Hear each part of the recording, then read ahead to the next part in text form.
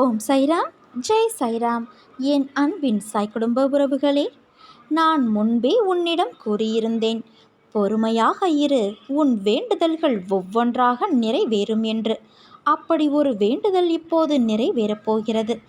எந்தவித சந்தேகமும் இல்லாமல் நீ நம்பிக்கை வைத்திருந்தால், நேர்மறை எண்ணத்தோடு இருந்தால் அது இப்பொழுது நிச்சயம் நிறைவேறும். நிறைவேறியவுடன் என்னிடம் நீ நன்றி சொல்ல வருவாய்.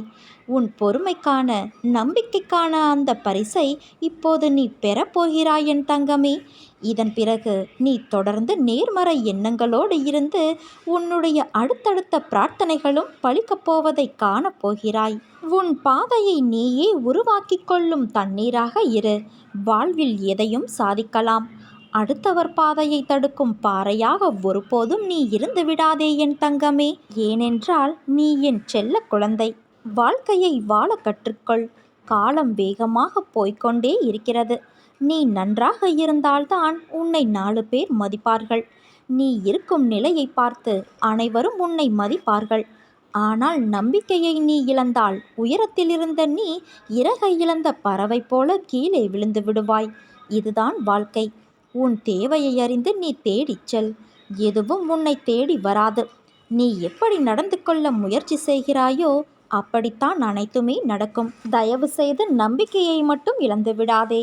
மீண்டும் பெறுவது மிகவும் கடினம். போராட வேண்டிய அவசியம். போராடு. தோல்விகள் உன்னை துரத்தினாலும் மீண்டும் மீண்டும் முயல கற்றுக்கொள். எத்தனை முறை தோற்றாலும் ஒரு முறை நீ நிச்சயமாக ஜெயிப்பாய். அது நடக்கப் போகிறது. முதலில் உன்னை முழுவதுமாக நம்பினால் மட்டுமே நீ வாழ்க்கையில் வெற்றி பெற முடியும். அதை விட்டுவிட்டு அடுத்தவனை குறை கூறுவது தவறு. தான் என்ற கர்வத்தை விட்டுவிடு. ஒன்றை பெறுவதற்கு ஒன்றை இழக்கத்தான் வேண்டும். ஒருபோதும் தவறான பாதையை நோக்கி நீ செல்ல நினைக்காதே என் தங்கமே. உன்னுடைய சோதனை காலம். அதனால்தான் அது உன்னை வாட்டுகிறது. நீ கவலைப்படாமல் இரு. உன்னோடு உன் சாய் தேவா நான் இருக்கின்றேன்.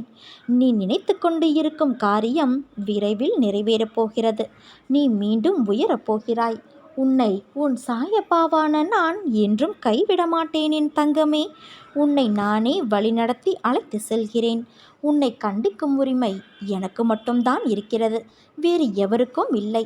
உன்னை நான் நிர்கதியாய் விட்டு விடுவேனா என்ன? காத்திரு. இழந்ததை மீண்டும் உனக்கு நான் தருவேன். இது தெரியாமல் நீ கவலைப்பட்டு கொண்டு இருக்கிறாய். நம்பிக்கையோடு இரு. நம்பிக்கைதான் வாழ்க்கை.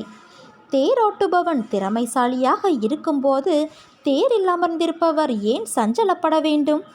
என்னில் சரணடைந்தவர்களுக்கு அவர்களுடைய தேவைகளை பூர்த்தி செய்வது என்னுடைய சேவையே ஆகும். நீ நம்பிக்கையோடு இருந்தால் நல்லதே நடக்கும். உன் சாய் நான் இருக்க பயம் ஏன் உனக்கு?